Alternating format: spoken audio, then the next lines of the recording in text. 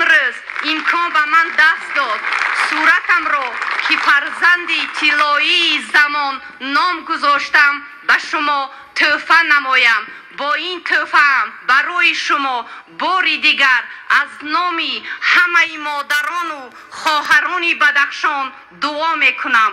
الا فرزانه فرزندی زمان یارت خدا باشد. خدا در هر مسیر از برایت متکا باشد. تو باشی و وطن اندر کنارت در امان بادا. زی پشتت پرچمی میلت پرافشان در سما باشد. با اجازت شما محترم جناب عالی مسئولی دستانم را به شما هدیه نمایم.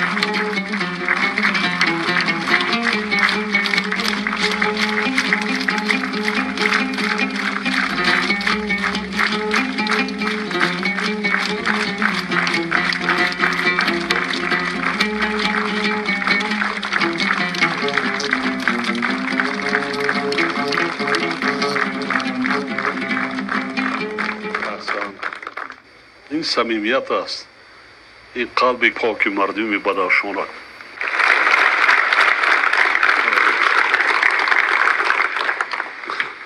السلام علیکم محترم جناب عالی پیشوای معظم ملت.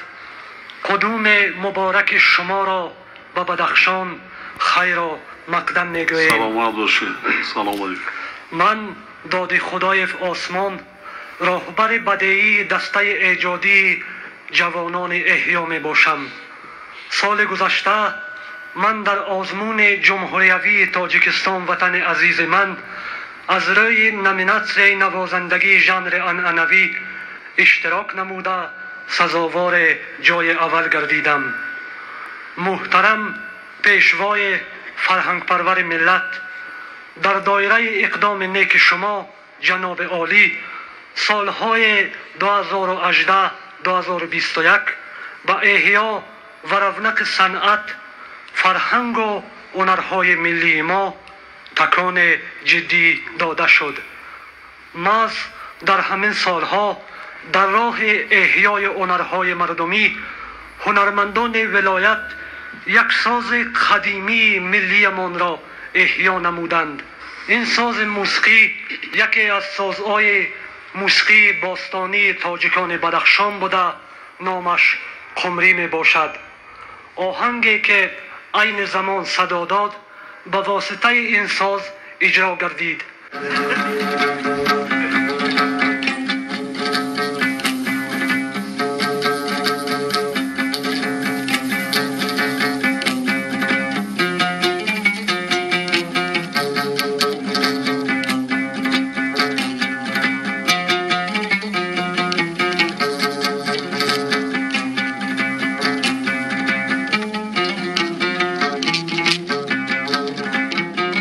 چقدر مکافات گرفتی؟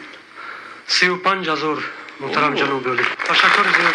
انعکاس با 2 برابر بلندش کردم. من بسیار اسباب‌های موسیقی شما که تحفه کرده بودین در موزیک داشتم، بعدا با وزارت فرهنگ در چهارمین روزهای فرهنگی جمهوری تاجیکستان در دیگر کشورها حتی میگویم که آخه رباب بدخشی باشد، سیتار باشد، اسباب‌های ملی را من در نظر دارم. انا همین صدای چی است؟ صدای کوهستان دارد. اگر گوش کنی با دقت آهنگ همین صدای همین دره، کوه‌ها، дарёҳо аз даруни кӯҳҳо садо мебаромадагиро мед.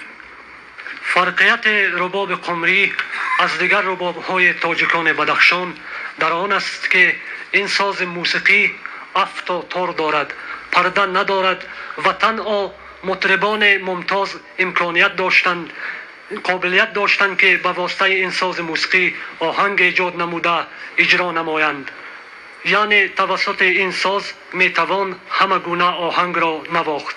چی است که خط قطعی اسباب بود برای این؟ تشکر می‌کنم. تیار هستی؟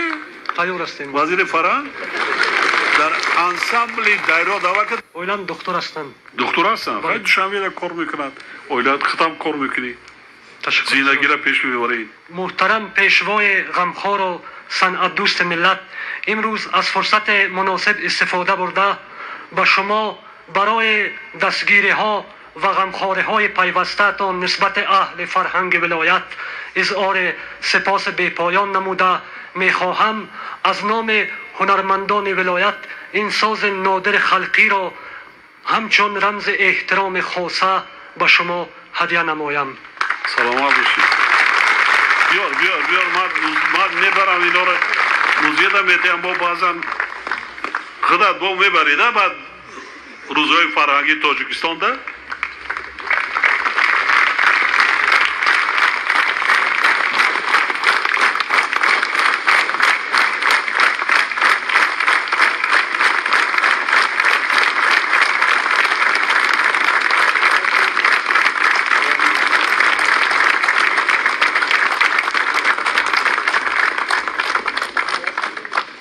هر کجایی که میروم اعتبار میتیم در حدود ولایت بعضا چیزهایی هست که